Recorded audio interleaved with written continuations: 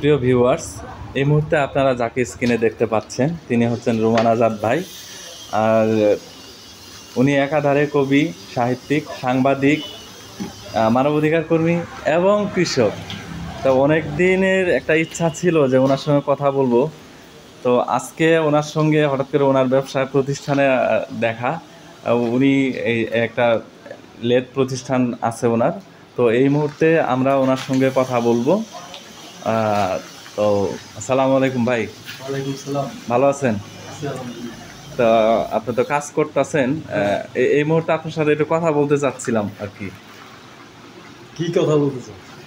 এই মানে অনেক দিনের একটা ইচ্ছা যে আপনার একটু সাক্ষাৎকার নিব, কারণ আপনার অনেকগুলো লেখা আমি পড়ছি, আপনার পত্রিকাটা আমি পড়ছি। তো আজকে তো আমি পেয়ে গেলাম অন্য একটা মানে ইয়েতে। তো আপনার সম্পর্কে যদি কিছু জিজ্ঞেস করি, যদি সময় থাকে যদি একটু বলতেন, সম্ভব কি না? এই মুহূর্তে তো কাজের সময়, মিস্ত্রি চলে যাওয়ার পরে আমি আমার অন্যান্য কাজের ফাঁকে অবসরে আমি এখানে একটু কাজ করি। তারপরও আমি যদি একটু অল্প সময়ের মধ্যে কিছু প্রশ্ন করি, আমার ভিউয়ার্স জানতে চায় আর কি। হ্যাঁ, ঠিক আছে।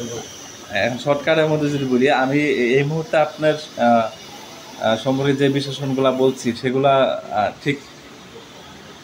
আপনি একজন কবি, সাহিত্যিক হ্যাঁ, এবং সাংবাদিক। কারণ এটা তো প্রশ্ন করা কিছু না, কারণ আমি নিজে পড়ছি যেহেতু। তো এখন আজকে তো এবং আপনি একজন কৃষকও। হ্যাঁ, আমি কৃষক। কিন্তু আজকে তো আমি পাইলাম অন্য জায়গায়, এই আপনি লেদে কাজ করতেছেন। লেদটা কি আপনার? হ্যাঁ, এটা আমার নিজের ব্যবসা প্রতিষ্ঠান।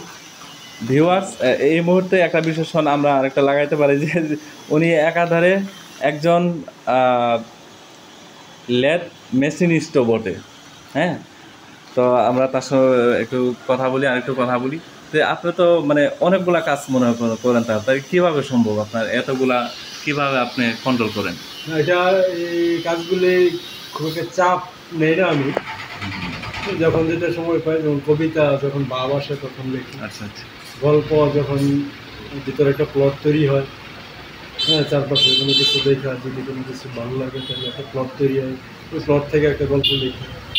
তারপর মানবাধিকার যে বিষয়টা, এটা একটা প্রতিদিনের কাজ না। তো এটা যেখানে সমস্যা, যদি কোনো কেউ যদি মানে সমস্যার মধ্যে সমস্যা করলে সহায়তা চায় তাহলে আমরা আচ্ছা, যাই। আমার সাথে টিম আছে। এবং আপনি সাংবাদিকতা, হ্যাঁ, এটাও আমার এলাকায় বা আশেপাশে বা যদি অফিসের নির্দেশে কোথাও কোনো দিকে যাইতে হয়, ওখানে গিয়ে একটা রিপোর্ট তৈরি করি, তারপর সেটা দিয়ে দিই। আচ্ছা, আপনার সংবাদপত্রের নামটা যদি বলতেন। আমি যে পত্রিকায় কাজ করি, দেশ সন্দেশ, আজকের খোঁজ খবর। আচ্ছা। আর আমি নিজে একটা পত্রিকা সম্পাদনা করতাম, সাহিত্য পত্রিকা, সেটার নাম বিদ্রোহী পাতা। বিদ্রোহী পাতা। হ্যাঁ, সেখানে নতুন কবি সাহিত্যিকদের লেখালেখিগুলি ছাপা হয়। আচ্ছা, এখন এইটুকু এখানে একটু প্রশ্ন যোগ করতে চাই যে আমাদের এখন নতুন প্রজন্ম যদি কোনো মানে লেখনী লেখে আর কি, এখন সেটা যদি প্রকাশ করতে চায় তাহলে আপনার পত্রিকায় সম্ভব কিনা? হ্যাঁ, সম্ভব। সম্ভব। হ্যাঁ, সম্ভব। যাই হোক ভিউয়ার্স, আপনাদের একটা সুযোগ দেওয়া হলো। আপনারা যদি কেউ নতুন লেখক, কবি, সাহিত্যিক থাকেন তাহলে এই ভাইয়ের সঙ্গে যোগাযোগ করবেন, রুমান ভাইয়ের সঙ্গে। আমরা আশা করি যে আপনাদের লেখনী যদি ভালো হয় তাহলে উনি ওনার পত্রিকার মাধ্যমে জনসাধারণের মাধ্যমে তুলে ধরবে আর কি। অবশ্যই।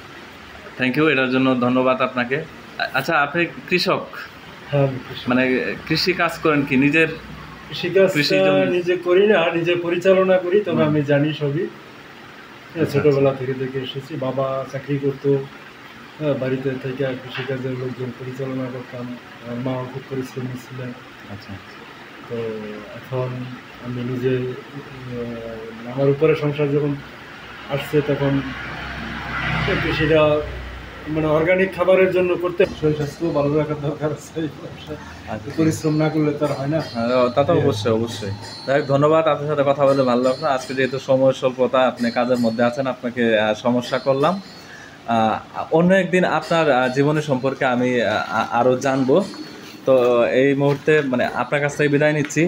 ভিউয়ার্স, এই মুহূর্তে আমরা রুমান আজাদ ভাইয়ের সঙ্গে কথা বললাম, তার জীবনের সম্পর্কে অতি শর্টকাটে আমরা জানতে পারলাম।